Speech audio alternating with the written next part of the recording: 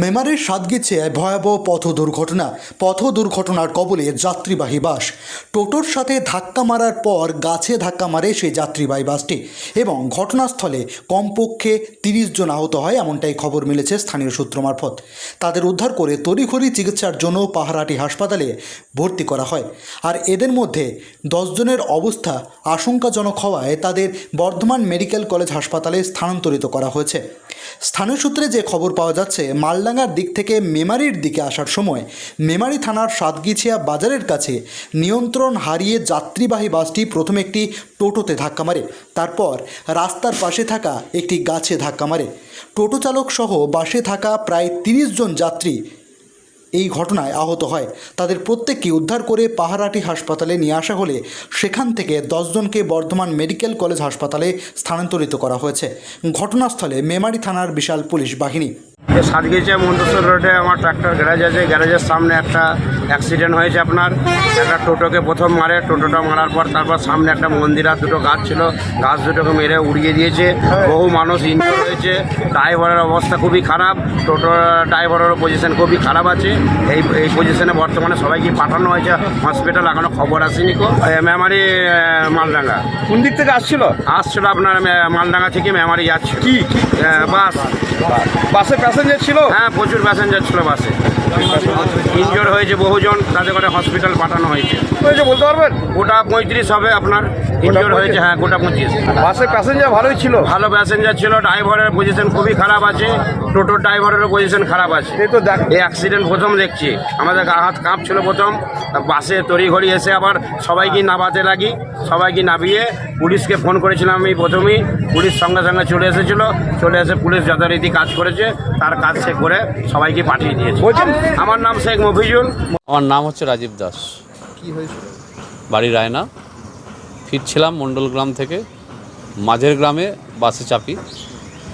বাস আসছে হঠাৎ করে সাতগিছিয়ার ঠিক আগে, অ্যাকচুয়াল লোকেশনটা ঠিক জানা নেই, সাতগিছিয়ার ঠিক আগে ঢোকার আগে বাস প্রচণ্ডভাবে জোর অ্যাক্সিডেন্ট হয় এবং ডান দিকে চলে যায় বাস, এবং টোটোর সঙ্গে সংঘর্ষ হয় প্রচণ্ড জোরে। এবং টোটোটার কন্ডিশনও এমন অবস্থা, ড্রাইভারের অবস্থাও আশঙ্কাজনক। এমনকি বাসের যে বাস ড্রাইভার, তাকেও মানে কেটে সামনে জানলা থেকে জানলা ভেঙে বার করতে হয়েছে, এমন কন্ডিশন। এবং বাসের সমস্ত প্যাসেঞ্জার যারা বসেছিল তারা প্রচুরভাবে ক্ষতিগ্রস্ত হয়েছে। আপনিও ছিলেন ওই বাসে? ওই বাসে আমি নিজে ছিলাম। আমার নিজের গায়ের এই যে রক্ত, হ্যাঁ, এটা আমার নিজের রক্ত নয়, পরের রক্ত, কারণ আমি যার ওপর পড়েছিলাম সে রক্ত, তাকে আমি নিজে বাঁচিয়েছি। বাসটার সঙ্গে টোটোটার তাহলে সংঘর্ষটা হয়েছে বাসটার সাথে।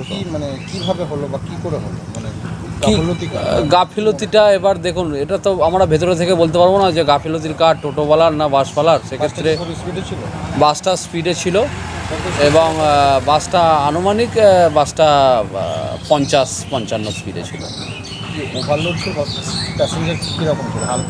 প্যাসেঞ্জার মাঝারি, মানে সিটে প্যাসেঞ্জার ছিল, ভেতরে ভিড় ছিল, কিন্তু প্যাকটাপ ভিড় নয়, এমন নয় যে প্যাকটাপ ভিড়। ঠিক আছে, সিটে বসে যাওয়ার পরও মানে কিছুজন দাঁড়িয়েছিল, সেই দাঁড়িয়ে থাকার মধ্যে আমি একজন। আশা করছি যদি বসে থাকতাম হয়তো এই অবস্থায় আমি থাকতাম না। এখন আমাকে হসপিটালে সিরিয়াস কন্ডিশনে পড়ে থাকতো। আনুমানিক বাসের সিট হিসাবে যদি আপনি ধরতে পারেন, আনুমানিক 30 থেকে 35 জন আহত হয়েছে এবং তাদের মেজর কন্ডিশন। কারুর মাথা ফেটে গেছে, কারুর হাতের চোট লেগেছে, রক্তাক্ত কন্ডিশন হয়ে আছে।